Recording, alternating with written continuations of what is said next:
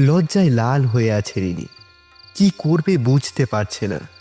চুপটি করে বসে আছে বিছানার এক কোণে। তার পাশে এসে বসলো রতন। এই যে, এবার ঘোমটাটা তোলো দেখি। এতদিন তো শুধু বাইরে থেকে দেখলাম, এবার ভিতর থেকেও দেখি কত রূপ তোমার। একটা বাঁকা হাসি হেসে বলল রতন। রিনি যেন ভয়ে জুবুথুবু হয়ে গেল। এর আগে কখনো এরকম কোনো পুরুষ মানুষের সামনে সে একা যায়নি। আর আজ তো একটা ঘরের মধ্যে। রতন তার স্বামী হলেও তার কথাবার্তার ধরন তাকে যেন আরো ভয় পাইয়ে দিচ্ছে। রতনের কথা শুনেও কিছু না করে সে বসে থাকলো চুপচাপ। রতন বিরক্ত হয়েই এবার বলল, কথাটা কানে যাচ্ছে না নাকি?